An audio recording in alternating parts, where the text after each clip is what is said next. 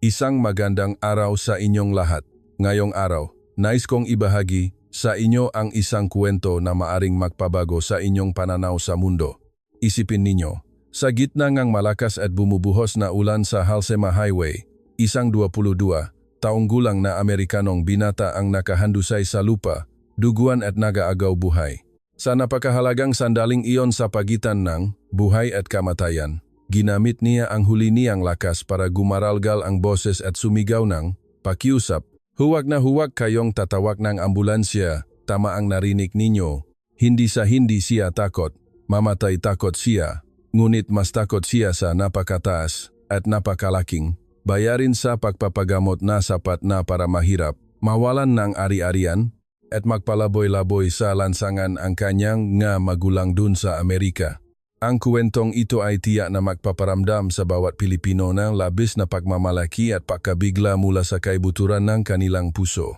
Dahil sa sandaling iyon kung kailan pinaka-desperado ang dayuhang binata, ang likas na kabutihan ng mga Pilipino na nakaukit, nasa kanilang mabuto at ang kakayahang medikal na kahit ang mga malalaking bansa ay napapatahimik sa pahanga, ang siyang pilit na humila sa kanya pabalik mula sa pintuan ng kamatayan.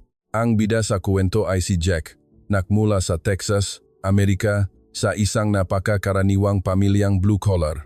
Ang kanyang ama ay isang mekaniko ng kotse at ang kanyang ina naman ay isang cashier sa supermarket. Bagamat maayos ang kanilang pamumuhay, palaging may nakasabit na invisible na espada sa itaas ng kanilang maulo. Ang huwag na huwag makakaroon ng malubhang sakit. Maraming kaibigang Pilipino ang maaring mahirapang isipin kung gaano kaabsurdo ang bayarin sa pagpapagamot sa Amerika. Ang basta na lamang pagtawag ng ambulansya ay maaring makakahalaga na ng 2 hanggang 3,000 dolyar na kapag ipinalit sa piso ay halos 100,000 hanggang 150,000 piso. Kung papasok sa emergency room, kahit na kumuha lang ng dugo o gumawa ng simpleng pagsusuri, ang libo-libong piso ay instant na maglalaho. Huwag na nating banggitin ang mga aksidente tulad ng car crash na nangangailangan ng malaking operation at intensive care unit ICU. Iyon ay literal na isang walang kailalaymang balon. Ang mga bill na umaabot ng daan-daang libo o milyon-milyong dolyar ay sapat na para ang isang karaniwang pamilya ay biglang mabangkarote at hindi man lang mapanatili ang kanilang sariling bahay. Kaya naman bata pa lang si Jack, paulit-ulit na siyang pinapaalalahanan ng kanyang nga magulang na anuman ang mangyari ay dapat niyang protektahan ang sarili at huwag na huwag masusugatan. Bata pa lang si Jack ay may pangarap na siya ang pumunta sa magandang Asya para maging isang backpacker upang makapag-ipon para sa pamasahe at gastusin. Ang mabait na batang ito ay nagtrabaho sa 3 trabaho nung panahon ng kolehiyo, nagabang ng plato, nag-deliver ng pagkain at nagtutor. Buong 2 taon niyang pinaipunan ang pinahirapang pera. Nang masaya niyang sabihin sa kanyang mamagulang na pupunta siya sa magandang kapuluan sa mapa na mukhang perlas, ang Pilipinas. Ang mga matang kanyang ina ay napuno ng pag-aalala. Bago umalis, mahigpit nitong hinawakan ang kanyang kamay at paulit-ulit na nagbilin na may kasama pang iyak na nagsabing, "Anak, sa labas ay dapat kang mag-ingat. Hindi kayang bilhin ng pamilya natin ang uring ang mahal na overseas high-end medical insurance.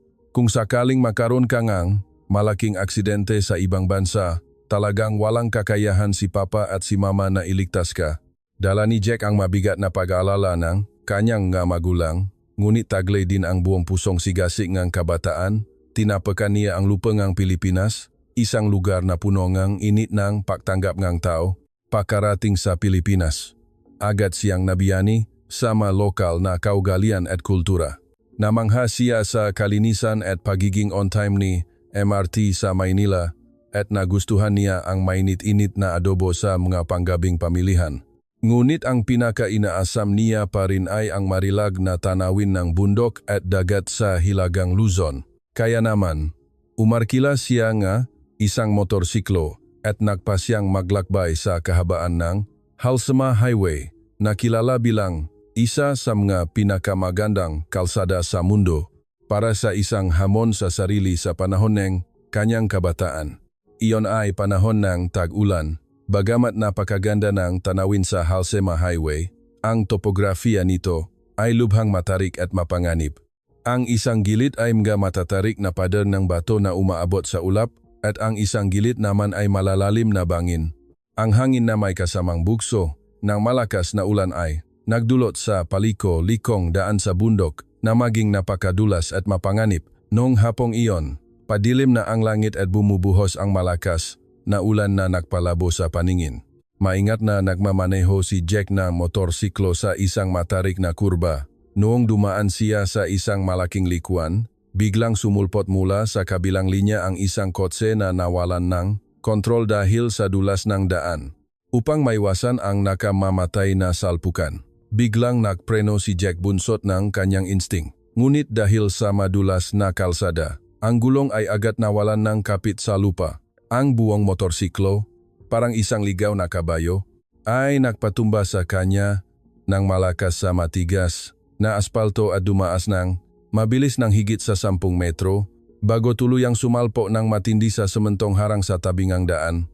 Sa sandaling iyon, naramdaman na lamang ni Jack na umikot ang paligid at ang kanyang tainga ay napuno ng nakatutuli na tunog ng pakasgas ng metal sa kalsada. Kasunod nito, ang tindi ng sakit na tila nagpunit sa kanyang buong katawan ay lumitaw.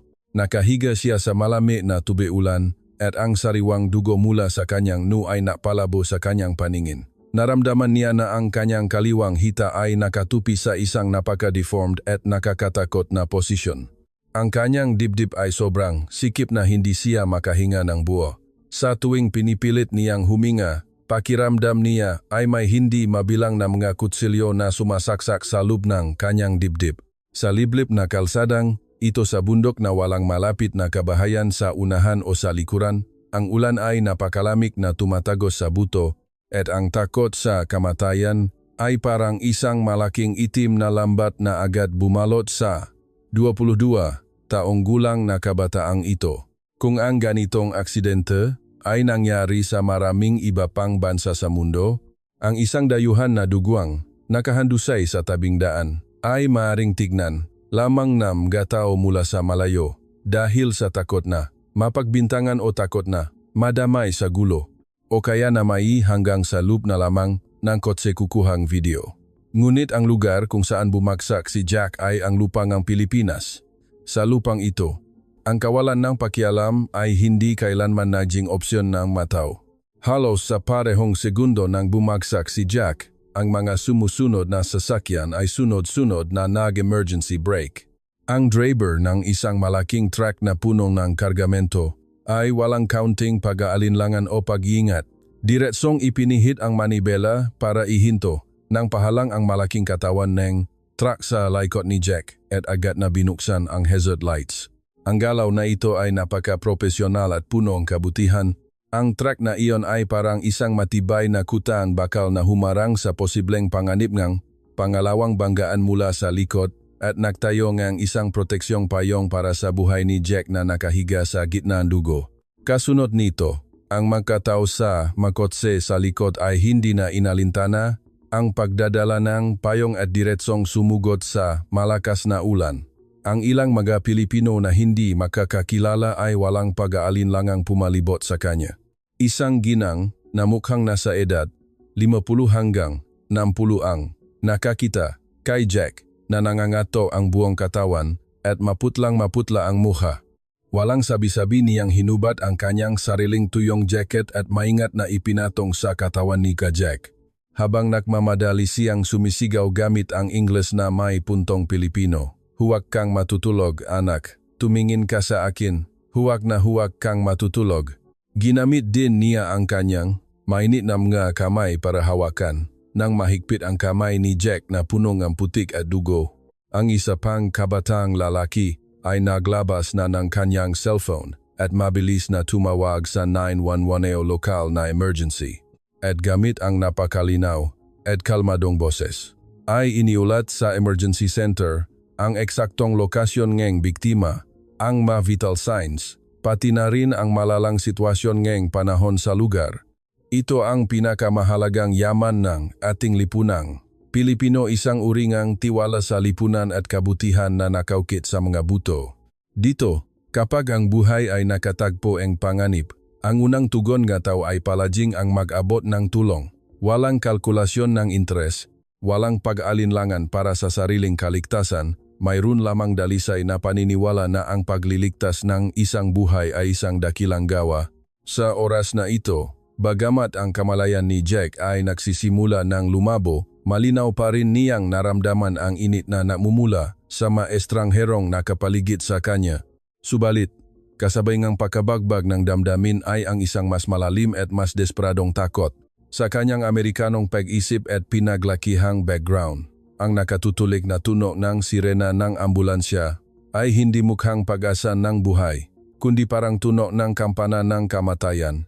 At higit sa lahat, ay isang paniningil na nagdedeklara ng tuluyang pagkabangkarote ng kanyang pamilya sa Texas. Ginamit niya ang lahat ng natitirang lakas sa kanyang katawan para subukang itula ang kamay ng ginang. At nahihirapang naglabas ng ilang putol-putol na salitang Ingles mula sa kanyang bibig na sumisigaw ng buong lakas. Huwag, pakiusap, huwag kayong tatawag ng ambulansya. Hindi ko kayang makbayad. Talagang wala akong pera. Ang mga nakapaligid na Pilipino na nakarinig nito ay natigilan muna. Marahil ay mahirap nilang maunawaan kung bakit ang isang kabataan na halos mamatay na ay nag-aalala pa rin sa problema sa prasa ganitong sandali. Ang ginang na nagtakip ngang jacket ay may pulang nga mata na sumigaw ng malakas sa kanya. Anak, ano ba ang sinasabi mong kalokohan? Ang tungkol sa pera ay pag-usapan na lang sa susunod. Buhay ang nakataya rito, dito sa Pilipinas. Hinding-hindi ka namin hahayaang mamatay na lang sa harap ng aming mata. Bagamat hindi ganap na naintindihan ni Jack ang maksalita ang ginang, ang uri ng katapatan, pagmamadali at hindi mapapasubalyang katiyakan ay nagpadama ng kaunting ginhawa sa kanyang maugat na sobrang nakatensyon. Ang emergency medical system ay nagpakita ng kahanga-hangang matas na kahusayan. Sa loob ng hindi hihigit sa 15 minuto, sa palikolikong Halsema Highway sa ilalim ng malakas na ulan, ang matinding sirena ng ambulansya ay pumunit sa tabing ng ulan. Ang ilang mga highly trained na emergency medical technicians na nagbibitbit ng mabibigat na emergency equipment ay sumugod na parang ipo-ipo sa tabi ni Jack. Napakahusay ng kanilang mga galaw sa pag-check ng vital signs, pag-fix ng cervical spine, paglalagay ng backboard, at pagtatayo ng intravenous fluid channel. Ang bawat galaw ay malinis at maayos. Walang kahit katiting na pag-aaksaya ng oras. Nang si Jack ay sama-samang binuhat patungo sa ambulansya at nakita ang mga advanced na medical na instrumento sa loob ng compartment na may hahalin tulad sa isang maliit na mobile ICU, ang kanyang puso ay tuluyang nahulog sa kailalaymang balon. Desperado niyang ipinikit ang kanyang mamata at ang mainit na luha ay humalo sa dugo sa kanyang noo at sabay na umagos pababa. Sa sandaling iyon, tila nakita na niya ang kanyang mga matatandang magulang sa kanilang lumang bahay sa Texas na umiyak ng husto nang matanggap ang napakalaking bill o maging ang malungkot na eksena ng pagiging palaboy sa lansangan. Ang ambulansya ay mabilis na tumakbo sa kahabaan ng daan. Ang driver, gamit ang kanyang napakahusay na kasanayan sa pagmamaneho, ay mabilis na nagdala kay Jack sa pinakamalaking medical na sentro sa rehiyon. Pagkabukas ang pinto ang emergency room, isang emergency trauma team para sa mga malalalang kaso na kanina, pahanda matapos malaman ang sitwasyon sa pamamagitan na radyo ang agad na sumalo sa kanya. Dito, walang mahaba at komplikadong pagpila para sa registration, walang malamig na administratibong kawani na nagwawagayway ng card swiping machine. Sa harap ni Jack para tanungin kung may sapat siyang pera o kung bumili siya ng mahal na medical insurance. Sa emergency room dito, mayroon lamang isang natatangi at pinakamataas na absolutong prinsipyo. Ang buhay ay higit sa lahat. Ang pinsala ni Jack ay mas maluba kaysa sa inaasahan. Ang paunang full-body CT scan ay nagpakita na hindi lamang matinding comminuted fracture ang nangyari sa kanyang kaliwang hita, kundi ang mas nakamamatay ay ang malakas na salpukan na naging sanhingang pakabalinga ilan sa kanyang matadiang. At ang matatalas na balinang buto ay direktang bumaon sa kanyang baga na nagdulot ng napakadelikadong hemopneumothorax. Kasabay nito, May mga palatandaan din ng malaking internal bleeding sa loob ng kanyang abdominal cavity at ang kanyang blood pressure ay bumababa sa bilis na nakikita ng teleskopiko. Ang buhay ay nasa bingit ng panganib. Ang attending physician ng emergency room ay agad na nagpasiya nang walang anumang pag-aalinlangan at nagutos na dalhin agad siya sa operating room para sa isang komprehensibong pagliligtas ng buhay. Bago tuluyang gupiting ng nurse ang kanyang madamit na babad sa dugo at itulak siya sa operating room sa huling sandali, ang natitirang kagustuhan ni Jack na mabuhay ay tuluyang binalot ng matinding takot sa pagkabangkarote. Hindi malaman kung saan nagmula ang isang nakamamanghang lakas, bigla niyang hinawakan ng mahigpit ang pulso ng nurse sa tabi niya. Ang kanyang mata ay puno ang matinding sindak at desperadong pagtutol. Sumigaw siya ng buong lakas, "Paalisin ninyo ako. Wala akong pre. Huwag ninyo akong hawakan. Ayokong mawalan ang mga magulang kong tanging bahay na tinitirhan nila." Sa kaalaman ni Jack, kapag ang hiwa na ito ay ginawa, ang libo-libong dolyar ay maglalaho na parang usok. Ang mahiga sa ICU na puno nga advance na instrumento sa lubang, isang gabi ay isa na namang utang na nakakahalaga nga libo-libong dolyar. Ang ganitong uri ng takot sa pera at pakabangkarote sa sandaling ito ay humigit pa sa matinding sakit na nagpunit sa kanyang laman. Nang ang eksena ay malapit ng mawalan ng kontrol. Ang attending physician ng emergency room isang Pilipinong doktor na kadalasang mabilis kumilos at nakakita na ng iba't ibang malalaking eksena ng buhay at kamatayan, ay may katatagang lumakat sa tabi ng kama ni Jack.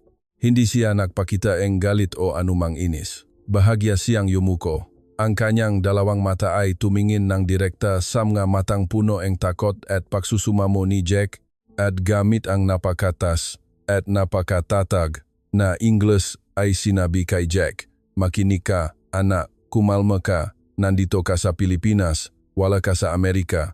Sa aking emergency room, ang buhay ng tao ay palaging nasa unahan ng bill. Ang tanging misyon mo ngayon ay ibuhos ang lahat na iyong lakas para mabuhay para sa akin.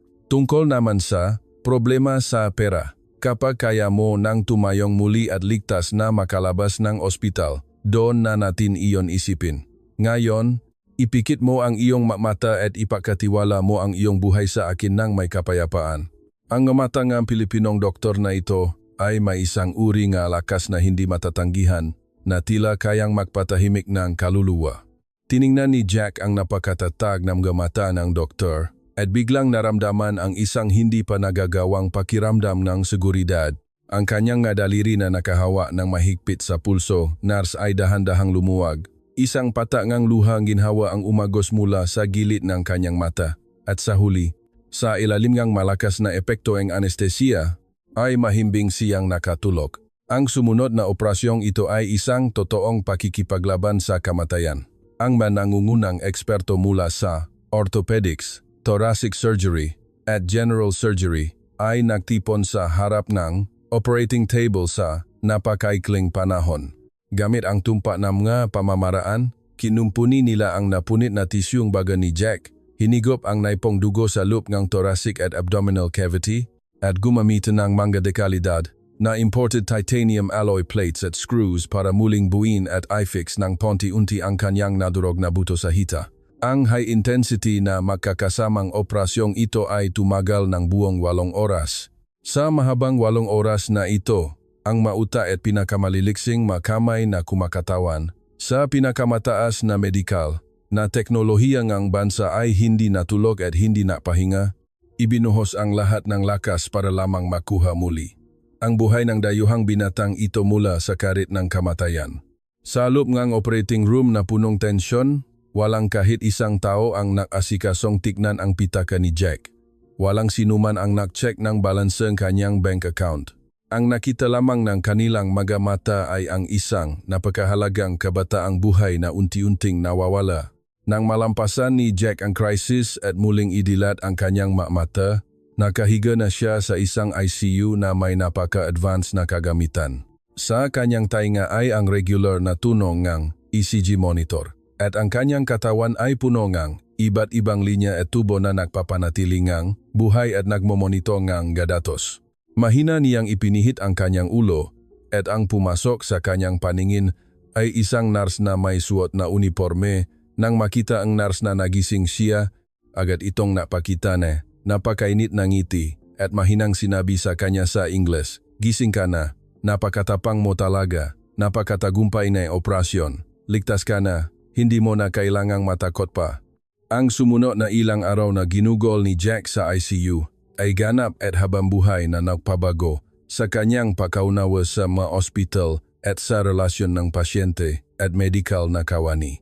Sa kanyang bansa, ang mga nurse ay karaniwang responsable lamang sa pag-check na mga datos ng instrumento sa tagdang oras at pagbibigay na gamot sa tamang oras. Kung kailangan ng pasyente na punasan ang katawan, tumagilid o tulong sa pagpapadumi, alinman sa ang mga kamag-anak mismo ang gagawa nito o kaya kailangan gumastos ng malaking halaga para kumuha ang espesyal na pribadong caregiver. Ngunit sa ICU dito, ang manars na ito ay tila may 3 ulo at 6 na kamay, mga hindi napapagod na tagapangalagang anghel. Hindi lamang sila napaka-profesional na nagmo-monitor ng bawat komplikadong vital indicator ni Jack nang walang kahit katiting na pagkakamali, kundi tuwing 2 oras din ay magtutulong-tulong ang ilang tao para napakahinhing tulungan siyang tumagilid at tapikin ang laikad upang maiwasan ang masakit na bedsores dahil sa matagal na pagkakaratay. Araw-araw nilang gagamitin ang malamig-lamig na mainit na tubig para maingat na punasan ang kanyang katawan, linisin ang bakas ng dugo sa paligid ng sugat na ang magagalaw ay napakagagaan dahil sa takot na masaktan siya kahit kaunti. Isang gabi, dahil sa pagkawala na epekto ng anestesia ay dinala ang matinding sakit sa sugat. Kaya hindi napigilan ni Jack na dumaing ng may hapis sa kanyang panaginip. Ang nurse na nakaduty ay nakarinig ng tunog at agad na lumapit. Hindi siya gumawa na parang isang malamig na makina na para lamang mag-asikaso ng opisyal na gawain para kumuha ng painkiller, kundi kumuha ng isang upuan at naupo sa tabi ng kama ni Jack. Banayad niyang hinawakan ang kamay ni Jack na walang swero at parang nakpapatahan ng sariling anak ay napakagaan niyang tinapik ang laikot ng kamay nito. Sinamahan siyang magsalita ng mahina upang subukang ilihis ang kanyang pansin mula sa sakit. Ang nurse na iyon, gamit ang Ingles na hindi gaanong matatas ngunit puno ng emosyon, ay nagsabi kay Jack na ang kanyang anak ay halos kasing edad lang din ni Jack. Nang makita si Jack na napakabata pa at nag-isa sa ibang bansa na nagtamo nga nito kakaindik-hindik na sugat ng walang kahit isang kamag-anak sa tabi, ang kanyang puso ay talagang hindi matiis, kaya itinuring niya siya na parang sarili niyang anak. Sa sandaling iyon, ang maluha ni Jack ay hindi na mapigilang umagos ng husto. Bigla niyang napagtanto ng malalim na sa ospital na ito. Hindi lamang niya nakuha ang pinaka-nangunguna at pinaka-advance na medikal na paglilitas sa mundo, kundi nakuha rin niya ang isang uringang pinakadalisay at pinakawalang imbot na init at dakilang pagmamahal sa pagitan ng tao na lumampas sa mga pamantayan ng trabaho. Kasabay nito, sa kabilang panig ng mundo sa Texas, Amerika, ang magulang ni Jack ay nakatanggap ng isang long-distance na tawag mula sa social worker ng ospital sa Pilipinas. Nang marinig ang balita na ang kanilang anak ay nakaranas ng napakalubhang aksidente sa kotse sa Pilipinas, katatapos lang ng mahabang operasyon at kasalukuyang binabantayan sa ICU, naramdaman ng ina ni Jack na umiko ang paligid at agad na nanghina ang 2 binti at napaupo sa lupa. Ang ama naman ay agad ding namula ang 2 mata at ang kamay na humahawak sa telepono ay hindi mapigilang manginig. Ang social worker sa kabilang linya ay pilit na gumamit ng banayad na boses para kalmain sila, na sinasabing ang fetal signs ng bata sa kasalukuyan ay matatag na at ang ospital ay ginagawa ang lahat ng makakaya para iligtas siya, kaya pakiusap ay panatilihin ang kalmado at agad na iayos ang biyahe para pumunta sa Pilipinas upang makita ang bata. Matapos ibaba ang telepono, ang karaniwang pamilyang ito sa mababang antas ng Amerika ay agad na nahulog sa isang malaking takot at desperasyon. Matapos makumpirma na ang kanilang anak ay buhay pa at nakaligtas, Ang pangalawang alon ng takot na parang tsunami ay agad na nanalasa sa kanila. Iyon ay ang pera. Ang matandang ama sa Texas ay balisa at pabalik-balik na naglakad sa makipot na sala.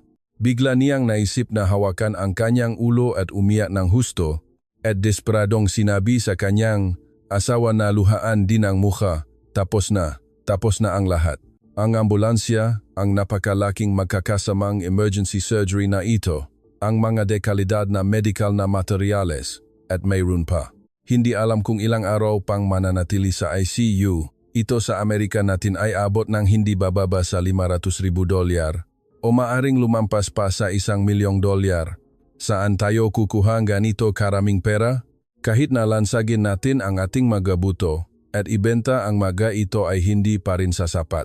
Ngunit upang iligtas ang kanilang nag-isang anak, ang simpleng mag-asawang Amerikano na ito ay gumawa ng pinakamabigat at pinakamalungkot na desisyon. Magdamag na dinala ng ama ang tanging pickup truck sa bahay na ginagamit sa transportasyon at trabaho sa isang second-hand car shop at bago pa man makipagtawaran ay ibinenta ito sa napakababang halaga para makakuha ng cash. Ang ina naman ay inilabas ang lahat ng passbook sa bahay at kinuha ang lahat ng ipon at ibinaba pa ang kanyang dignidad para isa-isang tawagan ang mga kamag-anak at kaibigan na hindi na halos nakakausap sa loob ng mahigit 10 taon para mangutang. Nakipag-ugnayan na rin sila sa bangko para ihanda ang pagsasangla ng bahay kung saan sila nakatira sa buong buhay nila. Dala ang ilang libong dolyar na cash na pinagtakpi-takpi mula sa iba't ibang lugar, pati na rin ang isang credit card na kanina pa hinilingan na itaas ang overdraft limit. Ang mga magulang ni Jack ay sumakay sa mahabang flight patungong Pilipinas, dala ang isang damdamin na halos magpahirap sa pamilya at haharap sa isang pagsipsip ng dugo na parang usurero. Sa mahigit 10 oras na paglipat, ang dalawang matatanda ay hindi pumikit kahit isang saglit. Ang kanilang kalooban ay labis na nagdusa. Patuloy na nag-eensayo nang may hapis sa kanilang puso kung paano magpapakababa para magmakaawa sa ospital pagkarating doon, kung paano makiusap sa mga pinuno nga ospital na payagan silang magbayad ng hulugan, at kahit na magtrabaho na parang baka o kabayo ay huwag tatanggalin ang respirator ng anak at huwag ititigil ang paggamot sa anak. Sa kanilang matagal ng pananaw sa mundo at karanasan sa buhay, kung walang pera ay walang karapatang magsalita tungkol sa pagpapagamot. Ito ang pinakamalamig, pinakamalupit, ngunit pinakahindi matitinag na totong batas ng kapitalistang lipunan. Nang ang magulang ni Jack ay sa wakas ay dumating sa ospital nang may pagod at hapis na mukha at nakita sa ordinaryong ward ang kanilang anak na bagamat mahina ang katawan, ay kaya nang magpakita ng isang kalmadong ngiti sa kanila. Ang ina na nagpigil ng ilang araw ay hindi na nakatis. Sumugot siya sa kama ng anak at niyakap ng mahigpit si Jack habang umiyak ng malakas. Ang ama naman ay tumayo sa tabi at hinawakan ng mahigpit ang kamay nga anak habang umagos ang maluha nga matanda.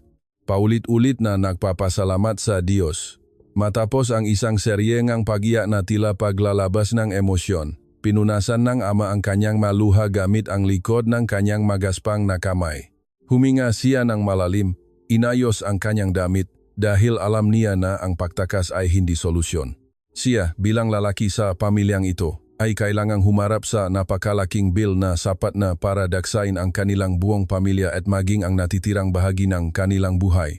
Nahanap ng ama ang social worker ng ospital na masayang tumutulong sa kanila at gamit ang nanginginig na boses ay napakababang nagtanong, "Pakiusap, nasaan ang counter para sa pagbabayad?"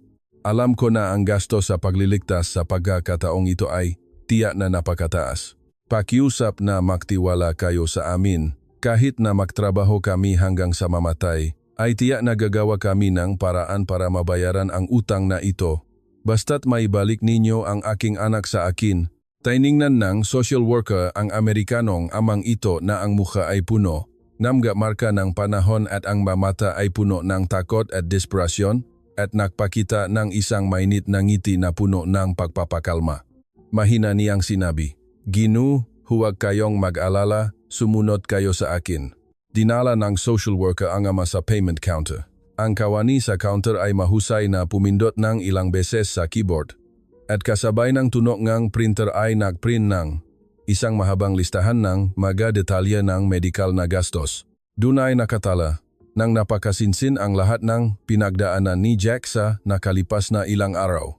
Emergency fee ang ambulansya, registration fee ang emergency room, buong set ng blood biochemical examination, full body CT scan, mahabang 8 oras na magkakasamang operasyon ng tatlong departamento, de kalidad na imported titanium alloy plate at mga consumable na ginamit sa orthopedic surgery. Bayad sa kama at pag-alaga sa ECU sa loob ng 5 araw, bayad sa paglipat sa ordinaryong ward, pati na rin ang hindi mabilang na makainiksyon at de kalidad na gamot na ginamit sa panahon ng pagliligtas at pakaling. Tiningnan ng ama ni Jack ang listahang ito na tila walang katapusan at naramdaman niya na ang kanyang pahinga ay malapit ng huminto. Ang kanyang mapalat ay puno ng malamig na pawis at hindi man lang niya mapangahasang ilipat ang kanyang paningin sa pinakailalim para tignan ang kabuwang halaga. Mapait niyang ipinikit ang kanyang mga mata at gamit ang isang nanginginig na boses na parang isang bayani na haharap sa kamatayan ay nagtanong sa kawani sa counter. Diretso na ninyong sabihin sa akin, magkano ang kabuwang dolyar? Nagdala akong 30,000 dolyar na cash sa pagkakataong ito at ang natitirang kakulangan ay maari kong gamitin ang aking bahay sa Texas bilang sangla. Pakiusap na bigyan ninyo akong counting oras. Ang kawani sa counter ay natigilan ng marini ito. Pagkatapos ay nakangiting iniabot ang listahan ng mga detalye gamit ang dalawang kamay sa harap ng ama ni Jack. At gamit ang panulat ay itinuro ang linya ng mga numero sa pinakailalim na sinasabi sa isang kalmadong boses. Ginu, talagang nakamali kayo ng unawa. Ito na ang lahat ng kabuwang halaga. Dahil ang inyong anak ay isang dayuhan at walang status sa ating National Health Insurance, PhilHealth, hindi siya maring makakuha ng subsidiya ng insurance. Ang lahat ng gastos ay kailangang kalkulahin sa pinakamataas na pamantayan ng buong sariling pagbabayad. Ang kabuang halakan buong sariling pagbabayad na ito ay 385,000 piso. Ang ama ni Jack ay biglang idinilat ang kanyang mata, nakatitik ng matindi sa numerong iyon sa papel, na tila hindi na niya kilala ang mga karakter. Nagmamadali niyang inilabas ang kanyang cellphone. At sa natatarantang paraan ay binuksan ang isang exchange rate conversion software. Nang ang screen ng cellphone ay magpakita ng huling numero na humigit kumulang 7,000 hanggang 8,000 dolyar, halos 12,000 dolyar batay sa orihinal na conversion rate ng kuwento, ang matipunong lalaki mula sa Texas na nakaranas ng hindi mabilang na mga unos sa buhay sa kanyang buong katandaan ay tuluyang natulala. Ang buong katawan niya ay nanigas sa lugar na parang isang estatwa. Kinuskos niya ng malakas ang kanyang mga mata, dinala ang bill ng mas malapit at maingat na tinignan itong muli. Pagkatapos ay biglang itinaas ang kanyang ulo at gamit ang isang napakahirap paniwala ang boses na may kasama pa ngang kaunting galit dahil sa labis na pagkagulat ay nagtanong, nakamali ba kayo sa pagkalkula? May naiwan ba kayong napakamahal na item? Paano naging possible na humigit kumulang 12,000 dolyar lamang ito sa Amerika natin? Ang basta na lamang pagtawag ng isang medical helicopter o ang mahiga sa HAU sa loob ng isang araw ay hindi pa sasapat ang sukli. Para sa isang araw lang ba ang kinalkula ninyo sa akin? Nasaan ang natitirang bill? Ang social worker ng ospital na kanina pa nasa tabi ay lumapit para matiyagang magpaliwanag sa Amerikanong amang ito na labis na nabigla hanggang sa mawalan ng direksyon ang mga salita at medikal na medyo nawalan ng maayos na asal. Banayat niyang sinabi, Ginu, ang bill ay talagang hindi nakamali sa pagkalkula. Walang kahit isang sentimo ang kulang sa pagkalkula. Ito na ang lahat ng gastos sa pagliligtas at paggagamot para sa malubhang aksidente sa kotse na naranasan ng inyong anak. Sa ating bansa, ang layunin ng pagtatayo ng ating medikal na sistema ay para magligtas ng buhay at garantiyahan ang karapatan sa kalusugan ng bawat tao. at hindi para ituring ang medikal bilang isang negosyo para sa malaking kita. Huminto sandali ang social worker at nagpatuloy. Kahit na ang inyong anak ay isang dayuhan at walang subsidya ng PhilHealth, ang pamantayan na buong sariling pagbabayad na aming sinisingil ay makatwirang medikal na gastos na mahigpit na kinalkula at pinamamahalaan ng pamahalaan. Ang ating mga nangungunang doktor at ang ating modernong ospital ay hinding-hindi sasamantalahin ang pagkakataon para maningil nang napakataas dahil lamang sa ang pasyente ay dumating sa pintuan ng buhay at kamatayan at nangangailangan ng malaking operasyon para maisalba ang buhay. Sa ating pananaw, ang buhay ay ganap na pantay-pantay at ang medical ay hinding-hindi dapat maging isang industriya na karahasan na nagtutulak sa tao sa kawalan. Ang kolektibong inaasahan ng ating buong lipunan ay ang bawat taong nangangailangan ng pagliligtas ng buhay maging siyaman ay lokal o dayuhan ay kayang magpagamot at kayang mabuhay ng may dignidad. Matapos marinig ang mga salitang ito, ang ama ni Jack ay tahimik na tumayo sa mataong lobi ng ospital. Ang kanyang kamay ay nakahawa ng mahigpit sa manipis ngunit napakabigat na bil ng pagbabayad. Ang kanyang maluha ay hindi na mapigil ang gumagos ng husto. Pumapatak pababa sa kanyang mukha na punong makulubot. Bigla, ang kanyang dalawang tuhod ay natuklap at diretsong lumuhod siya sa harap ng payment counter. Ang kanyang dalawang kamay ay tinakpan ng malalim ang kanyang mukha at nang hindi na inalintana ang kanyang imahe ay umiyak siya ng malakas ng may hapis. Sa mga luhang ito na matagal ng pinigilan, mayroong labis na pasasalamat para sa kaligtasan ng buhay ng kanyang anak. Mayroong matinding kagalakan para sa pamilya na nakaligtas sa pagkawalan ng ari-arian at napanatili ang huling kanlungan, ngunit higit na marami ay ang malalim na pasasalamat at paggalang para sa lupang ito na puno ng gahimala, para sa dakilang medikal na sistemang ito na talagang nagtuturing sa tao bilang tao, at para sa grupo nga Pilipinong ito na hindi naman kakilala ngunit ibinuhos ang lahat ng lakas para iligtas ang kanyang anak. Sa pananaw na ibang tao, ang bil na nakakahalaga ng kulang sa 400,000 piso ay maaring isang malaki paring halaga, ngunit sa mata na magulang ni Jack, ang numerong ito ay kumakatawan na ang medikal na sistema na bansa ay marahas at banayad na humila sa kanilang buong pamilya pabalik mula sa gilid ng isang malalim na bangin. Napanatili ang bahay na kanilang pinahirapang itayo sa buong buhay nila at napanatili ang lahat ng kanilang paasa para sa hinaharap na buhay. Noong araw na gumaling at lumabas na ospital si Jack, ang langit sa Hilagang Luzon ay lumitaw ang isang malaking araw. Ang mainit na sikat na araw ay sumabog sa labas ng pinto ng ospital at ang mabundok sa malayo ay malinaw na nakikita. Ang lahat ay napakita na napakaraming sigla at puno ng paasa. Si Jack ay nakaupo sa isang wheelchair na dahan-dahang itinutulak ang kanyang ama. Hindi sila nagmamadaling sumakay sa kotse para umalis, kundi iginiit na makita ang ilang mga doktor na nanguna sa operasyon noon, pati na rin ang mga nurse na nag-alaga sa kanya sa ECU araw at gabi. Nang ang attending physician ng emergency room ay lumabas, pilit na tumayo si Jack mula sa wheelchair. Ang kanyang ama naman ay mas lalong nasasabik na humakbang pasulong at hawakan ng mahigpit ang kamay ng doktor, patuloy na yumuyuko ng malalim, at ang kanyang bibig ay patuloy na nagulit sa Ingles. Salamat, salamat Pilipinas, salamat sa inyo. Kayo ang mga totoong nagbabantay na anghel na bumaba sa lupa. Ang Pilipinong doktor na nakakita ng maraming buhay at kamatayan ay nakangiti lamang ng banayad. Magaan na tinapik ang balikat ni Jack at may malalim na kahulugan na nagsabi, "Pagbalik mo, kailangan mong magpahinga ng mabuti. Sa susunod na magmaneho ka ng motorsiklo, dapat kang maging mas maingat.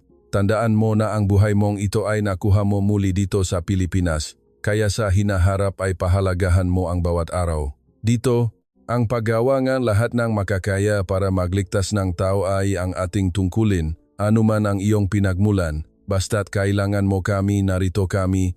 Pabalik sa kanilang lumang bahay sa Texas, Amerika, ginawa ni Jack ang hindi kapanipaniwalang karanasang ito ngang buhay at kamatayan sa Pilipinas, kasama ang malarawan nung panahong iyon at ang mga talaan sa panahon ng pagkakaratay sa ospital. bilang isang pelikula na malalim na nagpagalaw sa puso ng tao at in-upload ito sa YouTube. Ang pelikulang ito ay agad na nagdulot ng isang malaking sensasyon sa Amerika at sa buong mundo at sa loob ng ilang araw lamang ay nakakuha ito ng milyon-milyong views. Libo-libong mabanyagang netizens ang nag-iwan ng makomento sa ibaba na nagpapahayag ng pagkagulat at pagkabagbag ng damdamin. Sa huling bahagi ng pelikula, si Jack ay nakaupo sa maliwanag na bakuran ng kanilang lumang bahay sa Texas at nakaharap sa kamera na may mapulang gilid na mga mata ay nagsabi nga isang bahagi na mga salita na nagpayak sa hindi mabilang na mga tao at nagpadama rin sa hindi mabilang na mga Pilipino na labis na pagmamalaki. Sinabi niya, dati ay inakala ko na ang aking tinubuang bayan ay ang pinakamalakas at pinaka-advance na bansa sa mundo. Sahu natin, ang pinaka-nangungunang maimbensyon ng teknolohiya at ang pinakamayamang material na yaman sa mundo. Ngunit ang karanasan ng buhay at kamatayan na pinagdaanan ko sa Pilipinas ay tuluyang nagpabagsak at muling humubog sa aking pananaw sa mundo. Sa Amerika natin, ang medikal sa esensya ay isang malamig na negosyo. Kung wala kang sapat na pera at walang mahal na insurance, wala ka man lang karapatang makaroon ng malubhang sakit. Ngunit sa Pilipinas, personal kong naranasan na ang medikal ay isang uri nga pangunahing karapatang pantaw na walang bawas, isang uri nga init at baseline na malalim na bumaon sa mga buto ng buong lipunan. Huminga ng malalim si Jack at nagpatuloy. Ngayon ko lang naintindihan na ang isang totoong superpower ay hindi nakasalalay sa kung ilang aircraft carrier. Ang mayroon ito na maaring magpalabas ng lakas sa karagatan at hindi rin sa kung gaano karaming mainit na pera ang umiikot araw-araw sa Wall Street na nakakasilaw sa mga mata ng tao. Ang totoong lakas at sibilisasyon ay kapa ang isang ordinaryong tao sa inyong lipunan o kahit isang dayuhang kabataan na walang pera at hindi marunong ngwika ay biglang nakaranas ng aksidente at nakahandusay sa lansangan sa gitna ng bumubuhos na ulan. Kung ang inyong panlipunang sistema at ang inyong mga ordinaryong mamamayan ay handang huminto sa kanilang nagmamadaling mga hakbang para sa kanya, kung handa nilang ibuhos ang lahat ng profesional na lakas para hilahin ang kanyang mabilis na bumabagsak na buhay, at matapos siyang matagumpay na mailigtas ay hindi pahahayaan na siya at ang kanyang pamilya ay magdala ng isang napakabigat na utang na hindi makahinga. Ang Pilipinas ay hindi lamang nakagawa nito, kundi ginawa ito sa napakanatural at lohikal na paraan. Ang medikal na sistema ng Pilipinas, ang world-class na profesionalismo at puso na ipinakita ng medikal na kawani, pati na rin ang dalisay at walang hinihintay na kapalit, nakabutihan ng malokal na mamamayan, ay ang pinaka-hindi mapapantayan at pinaka-naniningning na kayamanan sa mundong ito. Iyon ay isang panlipunang himala na hindi mabibili ng kahit gaano karaming pera o dolyar. Ang buhay kong ito ay ibinigay ng Pilipinas. Ang Pilipinas ang aking panghabang buhay na pangalawang tahanan, ang aking panghabang buhay na tagapagligtas na may pagalang sa aking puso. Manggagili kong kababayan, matapos pakinggan ang totoong kwentong ito na tumawid sa karagatang Pasipiko, nakaroon din ba ang inyong puso ngang isang uri ng init at hindi mabikas na pagmamalaki? Sa makabagong panahong ito na may pagsabo ang impormasyon na madalas na nagpaparamdam sa taong pakabalisa at nagpaparamdam pangan na ang relasyon ng tao sa lipunan ay papalamig ng papalamig, abala tayo araw-araw. At kung minsan ay hindi natin mapigilang magreklamo tungkol sa iba't ibang hindi kasiyasiyang bagay sa buhay. Magrereklamo tayo na ang pagpila sa malalaking ospital para magpagamot ay masyadong matagal. Magrereklamo na ang kontribusyon sa insurance ay iaayos na naman. Magrereklamo na ang trapiko sa kalsada ay hindi sapat na maayos. Ngunit kapag paminsan-minsan ay huminto tayo sa ating mahakbang, lumabas sa ating nakasanayang pananaw, at mula sa mga mata ng isang dayuhan na nakaranas ng malaking pagdurusa ay muling tignan ang ordinaryong buhay na ating pinagdadaanan araw-araw, bigla nating matatanto na pala ay nasa gitna tayo ng isang napakalaking kaligayahan at matatag na proteksyon. Ang sukat ng ating bansa bagamat hindi malaki at sa malawak na mapa ng mundo ay maaring kailanganin lamang ng isang hindi kapansin-pansing maliit na tuldok para markahan, ngunit ang medikal na himala na ating nilikha sa lupang ito, ang konsepto ng pagkakapantay-pantay ng buhay na ating pinaninindigan at ang malalim na tiwala at simpleng kabutihan sa pagitan ng tao sa ating lipunan ay may sapat na malaking enerhiya para ikagulat at ikasaludong buong mundo ng may pagalang. Ang ganitong uringang nakakamanghang lakas ay hinding-hindi binuo sa pamamagitan ng pagpapatong ng malamig na semento at bakal na gusali. At hindi rin ito isang malabong slogan. Ito ay binuo ng unti-unti, araw-araw at buwan-buwan ng bawat henerasyon ng mga masisipag at simpleng Pilipino gamit ang pawis, kabutihan at malalim na paggalang sa bawat buhay. Pakiusap na isipin ang bawat pagkakataon na nakakarinig kayo ng mabilis na sirena ng ambulansya sa likod ninyo sa isang masikip na kalsada. At ang lahat ay tila may kasunduan na kusang gumagalaw patungo sa dalawang gilid para magbigay ng daan para sa buhay na iyon. Ang bawat narso voluntaryo na may suot na vest sa lobby ng ospital na matiyagang nagabot ng mainit na tubig at gabay para sa nagalalang pamilya ng pasyente. Ang bawat medikal na kawani na walang tulog at walang pahinga. Sa harap ng operating table sa ilalim ng surgical light na nakikipaglaban sa kamatayan. O maging ang bawat isa sa atin na nagbabayad ng ating kontribusyon sa tamang oras bawat buwan na nagpapakita ng isang responsibilidad para protektahan ang buong lipunan. Ang lahat na ito ay nagdaragdag ng proteksyon sa malaking payong na ito na nagtatanggol sa bawat Pilipino. Ito ang kabutihan sa mga buto nating mga Pilipino. Ito ang ating lakas ng loob na humarap sa mundo ng may nakataas na ulo. At ito rin ang ating totoong una sa mundo. Ang kuwentong ito ay hindi lamang isang internasyonal na himala na nagpabuhay muli sa isang desperadong Amerikanong kabataan mula sa kamatayan at nagpaluhod sa mga magulang sa Texas ng may luha at pasasalamat. Ito ay higit na mataas na pamamalaki na kabilang sa bawat isa sa atin na seryosong nagtatrabaho at lumalaban sa lupang ito. Kung ang bawat isa sa atin ay maaring magpatuloy na magpasang ganitong mahalagang kabutihan at init sa ating pang-araw-araw, na buhay maging ito man ay sa pakikitungo sa mga kapitbahay o sa mga estranghero na nakatakpo nga, kahirapan sa daan lubos akong naniniwala na ang lupang ito na ating minamahal ng malalim ay tiyak na magiging mas mabuti ng mas mabuti at ang ating mga susunod na henerasyon ay maaari ding magpatuloy na lumaki ng may kaligtasan at kalusugan sa ilalim ng proteksyong payong na ito. Salamat sa inyong lahat sa paglalaan ng inyong mahalagang oras ngayon para matiyagang pakinggan ang aking pagbabahagi ng kuwentong ito na puno ng lakas at pagkabagbag ng damdamin.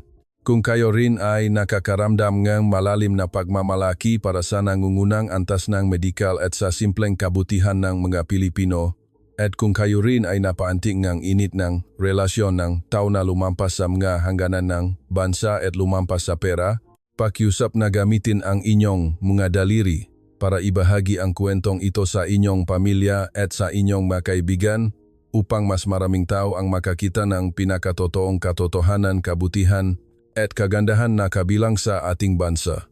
Sa huli, hinahangad ko ang kaligtasan, kapayapaan at kalusugan ng bawat kabayan at matatanda. Magkita tayong muli sa susunod na pagkakataon.